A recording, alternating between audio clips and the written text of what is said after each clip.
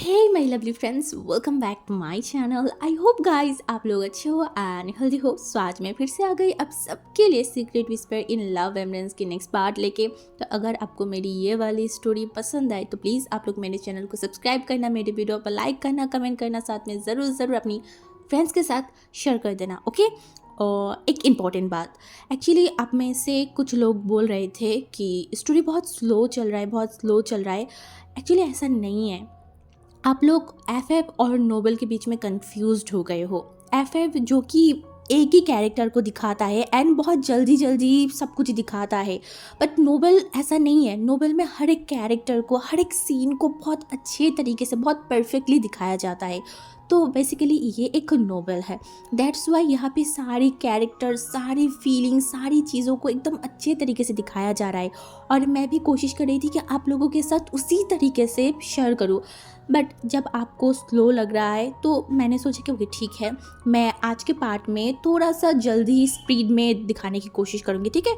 मैं 2 से 3 पार्ट एक साथ दिखाने की कोशिश करूँगी। तो आप लोग मुझे बताना आज के पार्ट जैसा मैं शेयर करूँ या फिर पहले जैसे मैं करती थी नॉर्मली स्लोली वैसे करूँ। आपको जैसे परफेक्ट लगे आप लोग वैसे ही मुझे बोलना, मैं वैसे करूँगी, ठीक है। तो और एक बात, किसी ने मुझे पूछा था कि मेरी वॉइस इतना डाउन क्यों लग रहा है या फिर थोड़ा अजीब क्यों लग रहा है। तो बेसिकली अभी विंटर का टाइम आ गया है और मुझे साइनस की प्रॉब्लम है।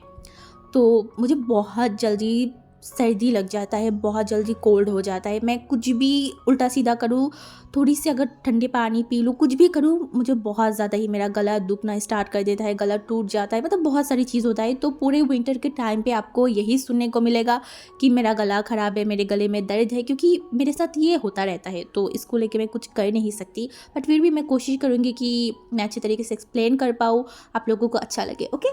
तो और कुछ नहीं बोलूँगी, चलो वीडियो स्टार्ट करते हैं। बीच में से गुजर गया और भी 2 दिन। अभी वांग जी, जो कि उसकी बुखार कम हो चुका था, बट उसके हाथों में अभी भी थोड़ा बहुत दर्द था।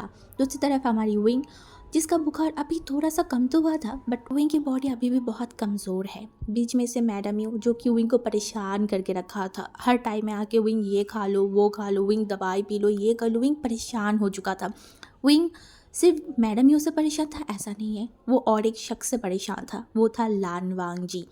वो पता नहीं कहाँ से आ जाता था उसके रूम में एंड आके विंग के बगल में बैठता था, विंग से बातें करता था या फिर अपनी बातें बोलता था। विंग तो बात करता ही नहीं था। कभी कभी वो वांग जी को देख के ब्लैंकेट के अंदर छुप जाता था, कभी कभी वांग जी के बातों में सिर्फ अपनी सर को नोट करता था, बट अपनी ज़ुबान से एक वर्ड भी वो निकालता नहीं था। कैसे निकाले? हमारी क्यूट सी मासूम सी विंग के दिल में जो इतना ज़्यादा तकलीफ़ हुआ है, वो तकलीफ़ को ऐसे ही जाने देगा? नहीं, बिल्कुल भी नहीं। इसी वजह से उसने सोच लिया था वो भांग जी से बात नहीं करेगा, बट कहीं ना कहीं वो भांग जी को बात ना करके भी वो खुश नहीं था, उसे बेचैनी हो रहा था। भांग जी, जो कि बहुत ज़्यादा ही बिज़ी था, उसका तबीयत ख़राब होने के बाद भी वो बहुत बिज़ी था, बिकॉज 1 तारीख से उसकी जो न्यू बिज़नेस है उसकी ओपनिंग है। इसी वजह से भांग जी बहुत बिज़ी था। और अभी वांग जी अपने रूम में लैपटॉप में बैठ के कुछ काम कर रहा था, तभी मिस्टर लैन लैन कुरैन, जो कि वांग जी के दरवाजे के पास आया एंड नॉक एंड बुलाया, वांग जी क्या मैं अंदर आ सकती हूँ? वांग जी जो देखने बोला हाँ आप आ सकते हैं।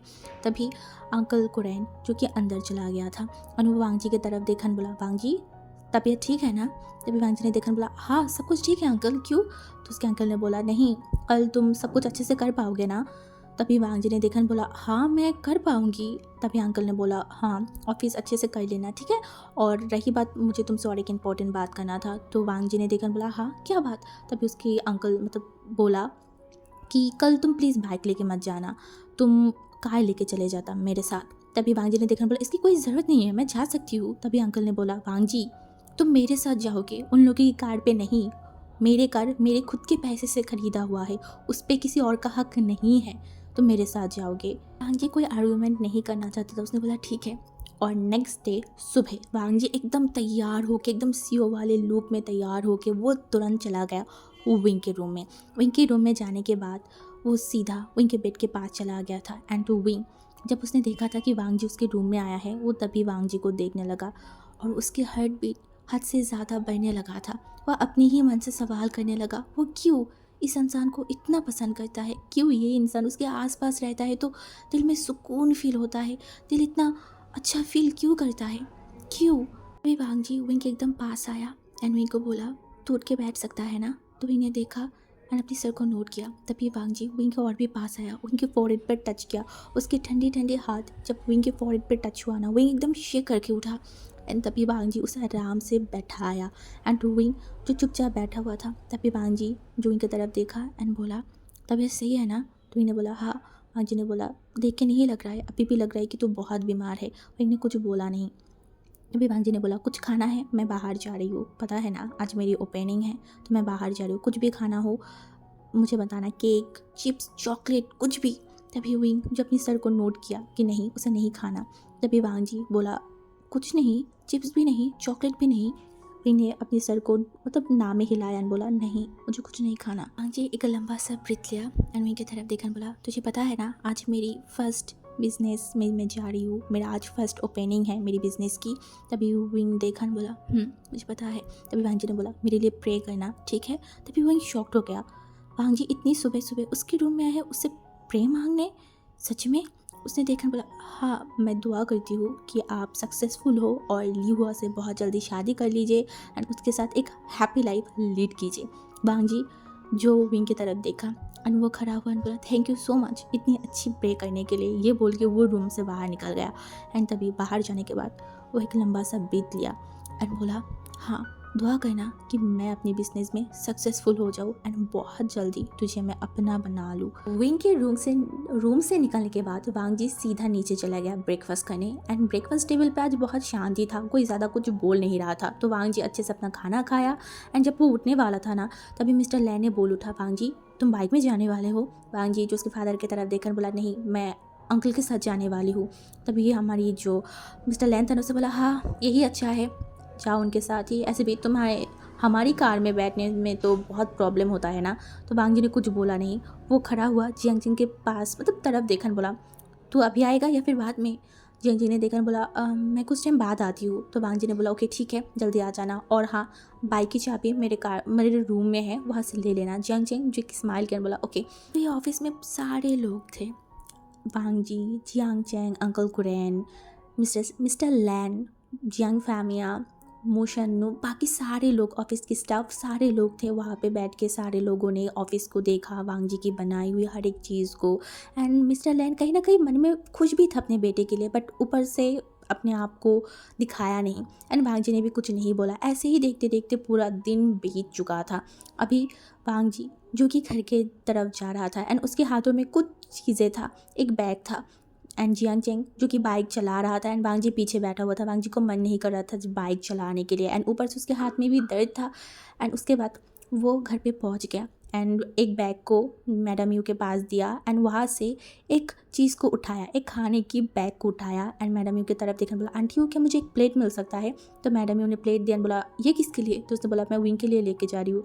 तो मैडम यू जो कि अपनी सर को नोट किया एंड वांग जी सीधा चला गया विंग के रूम में। विंग जो बिस्तर पे लेटे हुए अपनी फ़ोन को स्क्रॉल कर रहा था, कुछ चीज़ें देख रहा था, क्योंकि बिस्तर पे लेटे लेटे उसका तो हालत ही ख़राब हो गया था। कोई उसे बिस्तर से नीचे उतारने ही नहीं दे रहा था। बोल रहा था कि तेरी तबीयत ख़राब है, कहीं ना कहीं गिर जाएगा तब क्या होगा, सच है कि बेड पे ही रहे। तो विंग बैठ के अपनी फ़ोन को यूज़ कर रहा था। तभी वांग जी दरवाजे पर नॉक किया ना, तो विंग मुड़ के वांग जी की तरफ देखा एंड वांग जी जो कि विंग के पास आया एंड उसकी तरफ देखा बोला, ये तेरे लिए। विंग ने देखा बोला, इसमें क्या है। वांग जी ने बोला, इसमें कुछ खाना है, मैंने तेरे लिए लाई हूँ। विंग ने देखा एंड बोला, पर मुझे। तभी वांग जी ने बोला, मुझे पता है कि इसमें तेरी फेवरेट खाना नहीं है, फिर भी मुझे लगा कि मैं तुझे ये तेरे लिए लेके आवा। एक्चुअली ऑफिस में सारे लोगों ने आज यही खाया था, तो मैं सोचा कि तेरे लिए भी लाऊं। तो विंग जो उस पैकेट की तरफ देखा एंड वांग जी विंग की तरफ देखने बोला, खा लेना। उसके बाद विंग मतलब वांग जी वहाँ से चला गया था। ये बात लगभग 2 से 4 दिन बीत गया था। वांग जी का शेड्यूल अब हद से ज़्यादा बढ़ चुका था। वो दो कंपनी के CEO था। दोनों कंपनियों को संभालना वांग जी के लिए बहुत टफ हो गया था। वो किसको मैनेज करे किसको मैनेज ना करे वो समझ नहीं पा रहा था। फिर भी वो अपनी हर एक कोशिश कर रहा था, इसीलिए इतनी मेहनत कर रहा था कि वो जो चाहता है उसे बहुत जल्दी हासिल कर ले। उसे सक्सेसफुल होना ही होगा। वो हर दिन अपने आप को मोटिवेट करता था कि नहीं वांग जी तू कर सकता है, तू कर सकता है। अभी फ़िलहाल उसे विंग के लिए थोड़ा कम टेंशन हो रहा था, क्योंकि मैडम यू जो कि विंग के आसपास ही रहता था, विंग की टेक केयर करता था, इसीलिए हमारी वांग जी को थोड़ा सा रिलीफ था। बट वांग जी जब भी घर पे आता था ना, विंग के लिए कुछ ना कुछ खाने के लिए ले आता था। एक दिन तो हद हो गया, वांग जी विंग के लिए मतलब 20 से 30 चिप्स की पैकेट लेके आया था।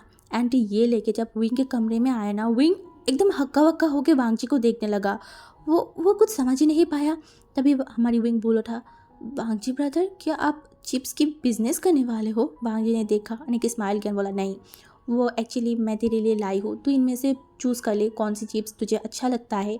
तभी विंग जो देखा and बोला ओके। तभी वांग जी ने बोला हाँ, और अगर और भी चिप्स तू ट्राई कर सकता है खा के, अगर अच्छा लगा तो अपनी अपनी पसंदीदा लिस्ट को थोड़ा बढ़ा लेना। तो विंग वही किया, वहाँ से 4 से 5 चिप्स की पैकेट को बाहर निकाला एंड बोला ये सब मुझे पसंद है। तो वांग जी ने बोला और भी देख लेना, अगर अच्छा लगे तो ठीक है, और अच्छा नहीं लगे तो आईवन एंड जिंगी को देना। विंग ने अपनी सर को नोट कर दिया था। आज ट्यूसडे है। हमारी वांग जी जो कि आईवन को बुलाया एंड आईवन के पास छत की चाबी दिया एंड बोला अगर फ्री रहा तो मतलब हमारी विंग को लेके छत पे जाना, ठीक है। तो हमारी आईवन ने वही किया एंड वांग जी ऑफिस जाने के टाइम पे विंग के कोचिंग में जाके जो इम्पोर्टेंट क्लास हुआ था उसकी नोट्स, इवन जो विंग की एक एग्ज़ाम भी हुआ था ना उसकी आंसर शीट, सब कुछ लेके मतलब ले लिया था। एंड अभी विंग एंड आईवन जो छत पे था एंड विंग आज 1 हफ्ते बाद वो छत पे आया है, या फिर 1 हफ्ते बाद अपनी रूम से निकला है, बट अभी भी उसकी परेशानी ख़त्म नहीं हुआ। मैडम ने उसे छोड़ ही नहीं रहा है। एंड विंग जो कि यही सोचने लगा कि वो 1 हफ्ते में वांग जी के बारे में बहुत सोचा, बहुत बहुत ज़्यादा। वो हर टाइम वांग जी के बारे में ही सोचता था, बट इतनी सोच के इतनी सारी चीज़ें करके भी उसकी वो दुख ख़त्म ही नहीं हो रहा था। वो और भी ज़्यादा सैड होने लगा था। अभी भी वो छत पे आने के बाद वो जब वो फ्लावर्स को देख रहा था ना, तभी उसे वांग जी की याद आ रहा था। हर जगह पे उसे वांग जी की याद आ रहा था। और मन में एक ही क्वेश्चन, क्या आप मुझसे प्यार नहीं कर सकते? थोड़ा सा भी नहीं? अगर मुझसे थोड़ा सा प्यार कर लोगे तो क्या हो जाएगा? मुझे आपसे और कुछ नहीं चाहिए सिवाय प्यार की, बस मुझे आपसे प्यार चाहिए। एंड अभी शाम की टाइम हो गया था, तो इस वजह से विंग जो कि अपने रूम में आ गया था एंड रूम में आके उसने अपनी टेबल के ऊपर देखा कुछ पेपर्स रखा हुआ है। तो विंग पेपर के पास गया एंड उसे चेक किया। तो उसने देखा यहाँ पे उसकी कोचिंग की जो भी इंपॉर्टेंट क्लास हुआ वो सब है। तो उसको समझ आ गया ये ऑब्वियसली वांग जी लेके आया है। तो विंग बैठ गया पढ़ाई करने के लिए। ऐसे भी 1 हफ्ते से उसने कुछ भी पढ़ाई नहीं किया एंड अभी के टाइम बहुत इंपॉर्टेंट है। एंड विंग ऑलरेडी 1 हफ्ता मिस कर चुका है, बहुत ज़्यादा पीछे पड़ गया है। इस वजह से वो पढ़ाई करने स्टार्ट किया एंड वो बैठ के पढ़ने लगा। नेक्स्ट डे फ्राइडे का था। हमारी विंग जो अच्छे से तैयार होके वो नीचे आ रहा था एंड वांग जी जो नीचे ही बैठा हुआ था। आज वो कुछ कारण ऑफिस नहीं गया था, तो इस वजह से वो अपनी फ़ोन की स्क्रॉल कर रहा था। तभी उसने देखा कि विंग नीचे आ रहा था। तभी हमारी वांग जी ऊपर से मतलब ऊपर से नीचे तक विंग को एक बार देखा एंड विंग जब नीचे आया ना, तभी वांग जी ने बोला कहीं जा रहा है? विंग ने देखा, बोला हाँ सैलून। वांग जी ने बोला क्यों? तभी विंग ने बोला वो मुझे हेयर कट करना है। वांग जी विंग की तरफ देखकर बोला क्या? विंग ने बोला मुझे हेयर कट करना है। वांग जी जो कि विंग की तरफ देखकर बोला किसने तुझे परमिशन दिया है कि तू अपने बालों को काटे? तभी विंग ने देखकर बोला मम्मा ने मुझे बोला है कि मैं अपनी हेयर को अच्छे से देखभाल नहीं कर सकती, तो इस वजह से वही चाहता है कि मैं अपने बालों को कटवा लूँ। वांग जी ने देखकर बोला आंटी यूँ चाहता है? विंग ने बोला हाँ। तभी वांग जी ने देखकर बोला ओके, हेयर कटने जा रहा है, अच्छी बात है, काट, मुझे कोई प्रॉब्लम नहीं है, बट सामने की बाल ज़्यादा नहीं कटना चाहिए। मैं चाहती हूँ कि तेरी वो सामने की बाल बड़ा रहे। एंड मन में बोला मैं चाहती हूँ कि तेरी वो सामने वाली बाल हर टाइम तेरे फेस के पास आए एंड तू इरिटेट हो एंड उसके बाद उसे पीछे हटवा, वो देखने में मुझे बहुत अच्छा लगता है। तभी उसने बोला हाँ, ज़्यादा नहीं कटना चाहिए, ठीक है। तभी विंग मन में बोला मेरी बाल है, मेरी मर्जी, मैं कैसे भी काटूँ, मैं तो सोच लिया है कि मैं एकदम छोटा कर लूँगा, एकदम ही छोटा। तभी वांग जी शायद विंग की बात समझ गया था एंड उसने बोला सोचना भी मत, ज़्यादा छोटे करने के बारे में सोचना भी मत, और अगर छोटा कर लिया तो तेरी खैर नहीं। इनको बहुत गुस्सा आया। वो भांग जी की तरफ देखकर बोला मेरी बाल मुझे जैसे भी कटना है, जो भी करना है मैं करूँगी, आप कौन होते हो मुझे बोलने वाला? हाँ, और अगर आपको इतना ही अच्छे बड़े बाल अच्छा लगता है ना, तो आपके ओमेगा के जाके बोलिए कि अच्छी अच्छी बड़ी बड़ी बाल बनाए, मुझे मत बोलिएगा, ठीक है। ये बोल के वो बाहर निकल गया एंड उसके बाद वो सैलून चला गया था एंड मैडम यू भी विंग के साथ ही गया था। तो उसके बाद मैडम यू जो कि वो सैलून के इंसान को देखा और बोला आप एकदम छोटा कर दीजिए। तो विंग ने कुछ बोला नहीं, वो बस अपनी फ़ोन की तरफ देखने लगा। तभी उसे याद आया कि वांग जी ने बोला क्या था एंड विंग को ये भी याद आया उस दिन की वो थप्पड़। तभी विंग चिल्ला के बोला नहीं नहीं। तभी मैडम एकदम डर गया, उसके तरफ देखकर बोला क्या हो गया है? विंग ने बोला वो मुझे ज़्यादा छोटे नहीं करना है, बस थोड़ा सा ही छोटा करना है, अब थोड़ा सा छोटा कर दीजिए। तभी मैडम ने देखा, बोला क्यों, अगर थोड़ा सा ही छोटा करना है तो काटने की क्या ही ज़रूरत है। वही ने बोला नहीं, मैं ज़्यादा नहीं करूँगा। तभी वो मन में बोला, वो लान बाग जी, उसका कोई भरोसा नहीं है, अगर देख लिया कि मैंने एकदम छोटा कर लिया है एंड फिर से मुझे थप्पड़ मारा तो पहले के थप्पड़ खा के मैं इतना बीमार हो गई, दूसरा थप्पड़ खा के तो मैं मर ही जाऊँगी। नहीं नहीं, इस फालतू इंसान की कोई भी भरोसा नहीं है, एक नंबर की डेबिल है, हिटलर है हिटलर। पता नहीं फिर से थप्पड़ मार दिया तो नहीं नहीं नहीं, मैं ऐसे ही ठीक हूँ। तो उसके बाद वैसा ही हुआ जैसे कि वांगजी चाहता था। विंग ने ज़्यादा छोटा नहीं किया। एक्चुअली ये नहीं था कि विंग वांगजी के कारण ही कर रहा था, एक्चुअली उसे भी लंबे बाल बहुत अच्छा लगता था, बहुत ही ज़्यादा उसे पसंद था ऐसे उसके बाल लंबे करना या फिर अपने बालों पे छोटा सा पोनीटेल करना, ये विंग को बहुत अच्छा लगता था, उसे बहुत स्टाइलिश लगता था। इस वजह से हमेशा विंग अपने बाल को बड़ा ही करता था। अभी इसी वजह से या फिर वांगजी की वजह से पता नहीं, वो खुद नहीं जानता, बट उसने अपने बालों को ज़्यादा कट नहीं किया था। उसके बाद विंग घर पे आ गया था। उस दिन विंग और वांगजी का मुलाकात नहीं हुआ था। नेक्स्ट डे सुबह वांगजी जो कि खाने के टेबल में बैठा हुआ था एंड विंग जो कि नीचे आ रहा था एंड उसके हाथों की वो ब्रेसलेट जिसे छन छन शोर आता है ना, एंड इस शोर के कारण वांगजी सीढ़ियों की तरफ देखा। विंग जो सीढ़ियों से नीचे आ रहा था वो अलग ही बहुत बहुत अलग लग रहा था। एक्चुअली बहुत ज़्यादा सुंदर लग रहा था। वांगजी के दिल फिर से एक बार प्यार में पड़ गया है इस ओमेगा की। आज विंग बहुत अलग दिख रहा था। हाँ, उसने अपने बालों को छोटा किया है बट उसकी हेयर स्टाइल उसके ऊपर एकदम परफेक्टली सूट कर रहा था बहुत ज़्यादा। इवन विंग ने एक पोनीटेल करके रखा था बट सामने की बाल फिर भी उसके फेस में आ रहा था एंड जब विंग सीढ़ियों से नीचे आ रहा था उसके बाल हिल रहा था। वांगजी जिसकी हार्ट कितनी दुगनी रफ्तार में चल रहा था वांगजी को खुद नहीं पता, वो अपनी दिल पे हाथ रखा एंड विंग की तरफ देखा। एंड विंग जब नीचे आया ना तभी वांगजी को रियलाइज़ हुआ वो क्या कर रहा है। वो तभी सब की तरफ देखा, सब जो कि अपनी अपनी जगह पे बैठा हुआ था। वांगजी ने एक लंबा सा ब्रीथ लिया कि किसी ने उसे नोटिस नहीं किया। विंग आके अपनी कुर्सी में बैठ गया।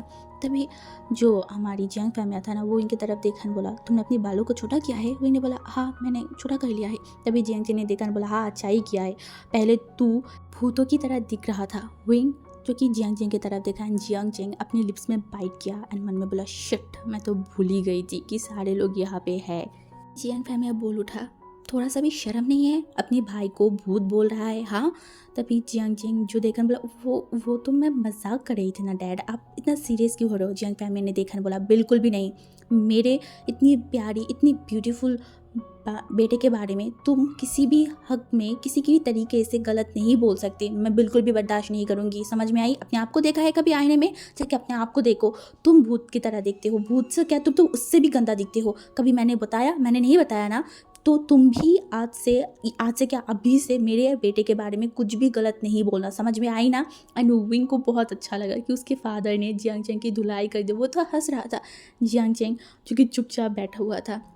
एंड तभी अंकल कुरे मतलब जियांग फैमिया खाना खाया एंड उसके बाद वहाँ से उठ गया। तभी अंकल कुरे ने जियांग जिंग की तरफ देखा और बोला, मुंह खोलने से पहले आसपास थोड़ा देख भी लिया कर, तुझे पता है ना भाई कितना ज़्यादा पॉजिटिव है विंग को लेके। वो विंग के बारे में कोई भी उल्टा सीधा कुछ भी वो सही नहीं सकता। तभी जियांग चैंग ने देखा और बोला, अंकल सच बताइए मैं इनका ही बेटा हूँ ना, इतनी इतनी भेदभाव क्यों है। उसको इतना प्यार करता है, इतना प्यार करता है और मुझे हमेशा डांटता रहता है, इतनी भेदभाव।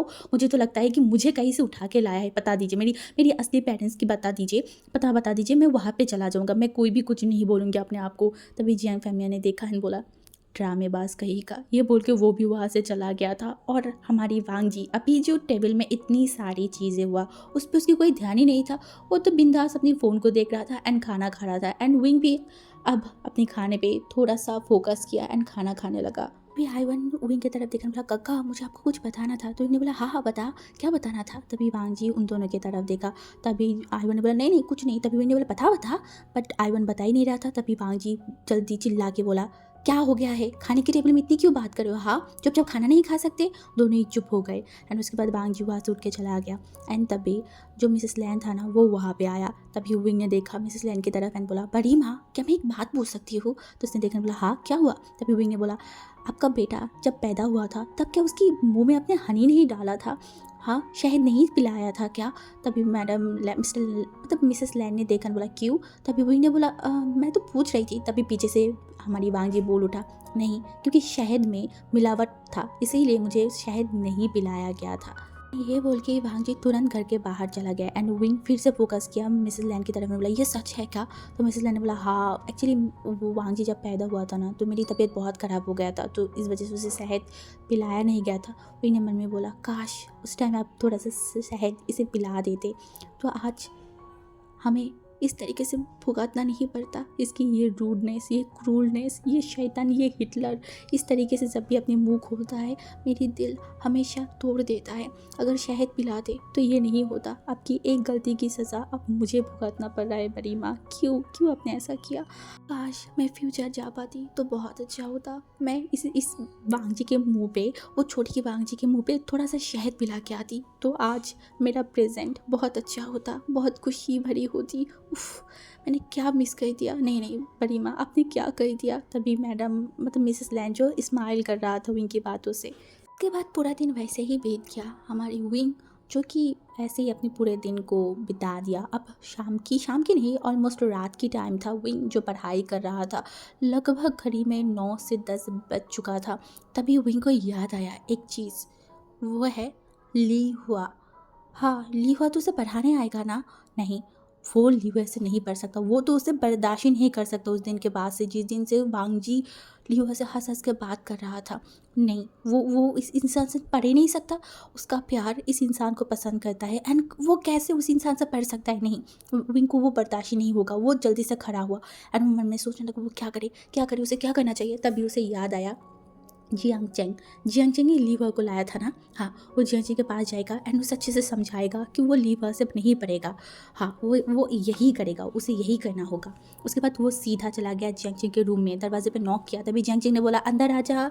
तभी विंग जो अंदर चला गया एंड वो जियांग चेंग के बेड पे जाके एकदम लेट ही गया। जियांग चेंग ने देखा, बोला क्या हुआ? तभी विंग ने बोला वो एक्चुअली मुझे कुछ बोलना था।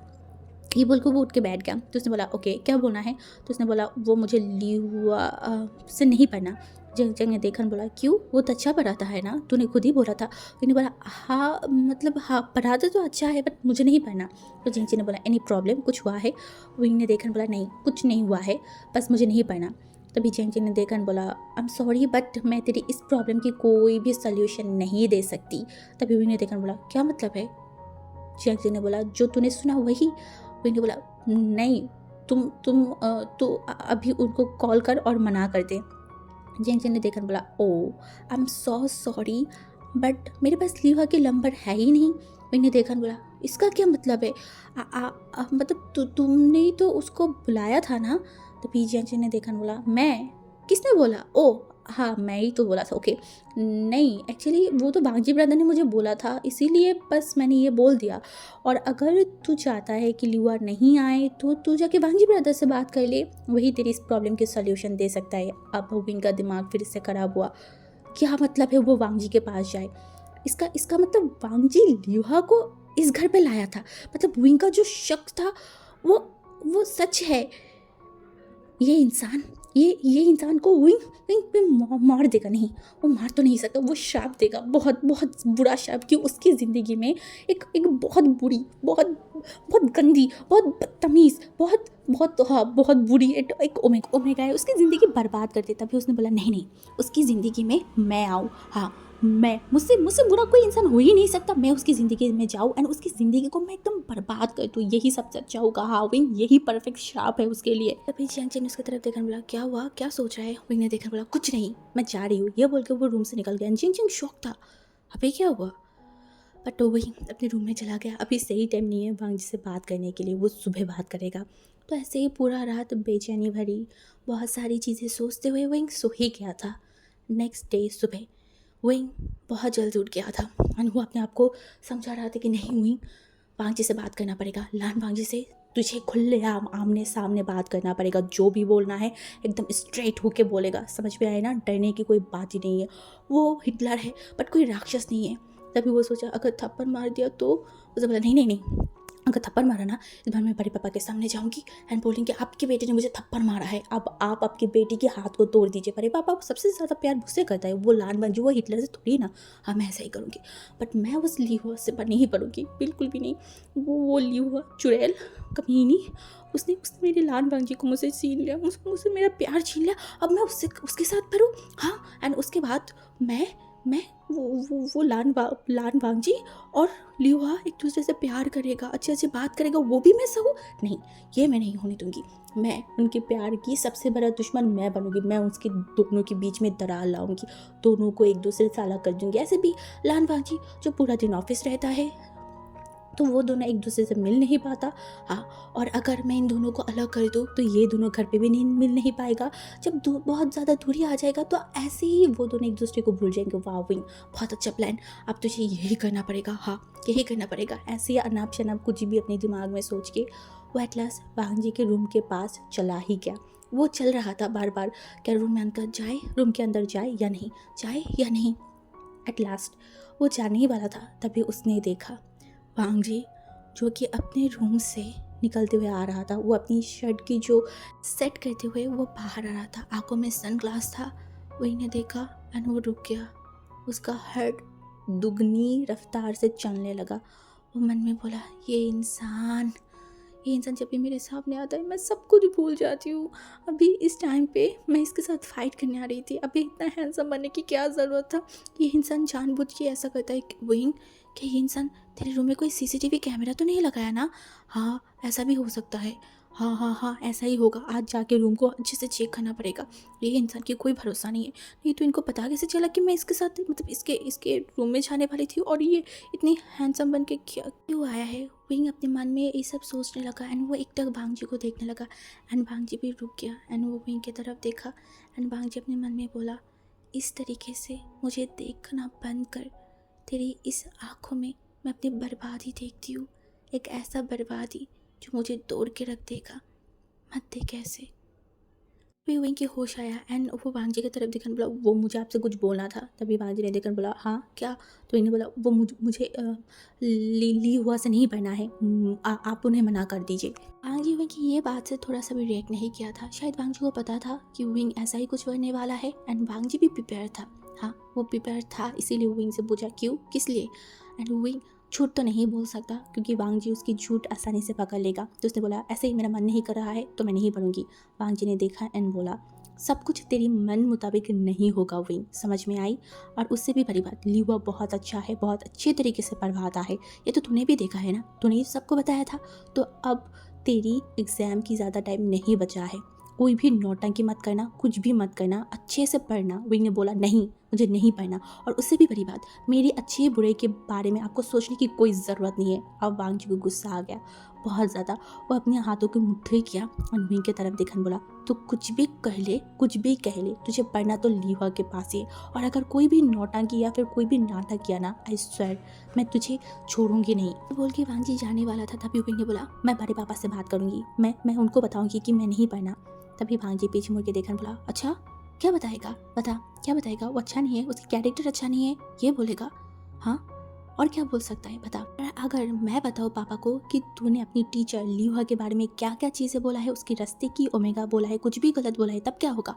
ये जो मेरी फादर तुझे इतना प्यार करता है, इतनी केयर करता है, ये करेगा। हाँ, तेरे बारे में ये सब पता चलने के बाद उनको क्या फील होगा। तभी विंग चुप हो गया। वांग जी विंग की तरफ देखन बोला, इस घर पे अगर रहना है ना तो मेरे मुताबिक चलेगा, मैं जो बोलूँगी तुझे वही करना पड़ेगा, समझ में आई। ये बोल के वांग जी नीचे जाने लगा। वांग जी को बहुत गुस्सा आने लगा। विंग क्यों नहीं समझता, क्यों हर चीज़ उसे ज़ुबान पे बोल के समझाना पड़ेगा। हाँ, वो वांग जी की आंखों में देख नहीं सकता या फिर वो समझ नहीं सकता। वांग जी मुँह से नहीं बोल सकता, उसके आगे एक बहुत बड़ा बैरियर रखा हुआ है जो वो क्रॉस नहीं कर सकता। बट विंग हर बार ऐसे चीज़ें क्यों कर रहा है, क्यों वांग जी के बीच में और भी प्रॉब्लम क्रिएट कर रहा है, वांग जी को और भी मुसीबत में क्यों वो डाल रहा है उसकी हरकतों के कारण। वांग जी को बहुत गुस्सा आया। वो बिना खाए नीचे मतलब ऑफिस में चला गया था। सबने उसे बुलाया बट हमारी वांग जी किसी की भी बात नहीं सुना। दूसरी तरफ ऐसे ही पूरा दिन बीत गया। विंग मन में सोच लिया कि वो उसे एक अच्छे यूनिवर्सिटी में बस चांस मिल जाए, उसके बाद वो चाहे तो वो हॉस्टल में रह लेगा या फिर वो यूनिवर्सिटी के आसपास कोई फ्लैट लेके रह लेगा, साथ में वो वही करेगा, बट वो इस घर में नहीं रहेगा। तो देखते देखते पूरा दिन बीत गया था। तभी हमारी वैंचिंग विंग को कॉल किया था। विंग ने फ़ोन को रिसीव किया, बोला वैंचिंग मुझे कुछ इंपॉर्टेंट बात करना है। तो वैंचिंग ने बोला हाँ क्या हो गया है, इतनी हाइपर क्यों है। तभी विंग ने बोला मुझे इस घर पे नहीं रहना, तू तो एक काम कर, जितने भी बाहर मतलब इस एरिया से जितनी भी हो सके, जितनी भी दूर हो, जो भी यूनिवर्सिटी है उन सारी यूनिवर्सिटी की फॉर्म निकाल। मुझे इस घर से दूर रहना है। मैं हॉस्टल में रह के पढ़ूंगी या फिर मैं मम्मी पापा को मेरे साथ लेके जाऊंगी। अगर पापा नहीं जाना चाहते कोई बात नहीं, मैं मम्मी को साथ में लेके जाऊंगी, बट मैं इस घर पे नहीं रहूँगी। इस घर के हर इंसान मेरे ऊपर रोब झाड़ता रहता है, कुछ भी करता रहता है, मुझे कुछ भी करवाता है, और अगर मैं कुछ बोलूँ तो मुझे धमकी देता है कि इस घर में रहना है तो उसके मुताबिक रहना है। मुझे इस घर पे रहना ही नहीं है। जितनी जल्दी हो सके बस मैं एडमिशन एग्ज़ाम देना चाहती हूँ, उसके बाद बस मुझे कोई भी यूनिवर्सिटी में चांस मिल जाए, मैं यहाँ से बहुत दूर चली जाऊँगी, बहुत ज़्यादा दूर। तभी वेंची ने बोला रिलैक्स, क्या हो गया है, शांत हो जा। तभी विंग ने बोला नहीं, अगर तुझे मेरे साथ नहीं जाना तो तू मुझे मना कर दे, तुझे जाने की कोई ज़रूरत नहीं, बट मैं इस घर पर नहीं रहूँगी, बिल्कुल भी नहीं। ये बोल के वो फ़ोन को काट दिया था। एंड दूसरी तरफ हमारी वांग जी ने विंग की सारी बातों को सुन लिया था। वो तो यहाँ पे आया था कि सुबह वो विंग को डांटा था, तो अभी विंग के लिए वो एक गिफ्ट लेके एंड कुछ खाने वगैरह से लेके वो आया था। बट विंग की ये बात सुन के वांग जी का खून खौल उठा। विंग उससे दूर भागना चाहता है, उससे दूर जाना चाहता है। फिर से एक दूरी आने वाला है। वांग जी को बर्दाश्त नहीं हो रहा था। वांग जी के दिल कितनी टुकड़ों में टूट गया है वांग जी को भी नहीं पता, एंड वो विंग को भी नहीं पता कि वांग जी ने उसकी सारी बातों को सुन लिया है। वांग जी तुरंत उस जगह से निकल गया एंड सीधा अपने रूम में गया एंड दरवाज़ा धड़ाम से बंद किया। उसे वांग जी को बहुत गुस्सा आ रहा था, वो अपने आप को कंट्रोल नहीं कर पा रहा था। उसके सामने एक बांस रखा हुआ था एंड वो उसको उठाया एंड नीचे पटक दिया। उसके दिमाग में कंटिन्यूसली चल रहा था मुझे इस घर से दूर जाना है, मुझे सबसे दूर जाना है, मुझे इस घर पर रहना ही नहीं है। और वांग जी ये चीज़ एक्सेप्ट नहीं कर पा रहा था कि ये दूरियाँ पिछले 7 साल से वो दूरियां सहते हुए आया है, अब नहीं, बिल्कुल भी नहीं। अब अगर विंग उससे एक पल के लिए भी दूर हो जाए वांग जी मर जाएगा। एंड यहाँ पे विंग प्लान कर रहा है उससे दूर जाने की। ये सोच के वांग जी के दिल में चोट पहुँच रहा था, उसके दिल टूट रहा था। वांग जी एक ऐसे मोड़ पे खड़ा है जहाँ पे ना वो विंग को अपनी प्यार कन्फेस कर पा रहा है, ना विंग को अपने पास रख पा रहा है, ना वो कुछ कर पा रहा है। वो बेबस है, बेबस, और उसकी बेबसी का फ़ायदा हर कोई उठा रहा है। बट ये ज़्यादा दिन तक नहीं, बहुत जल्दी वांग जी सब कुछ सॉल्व कर देगा।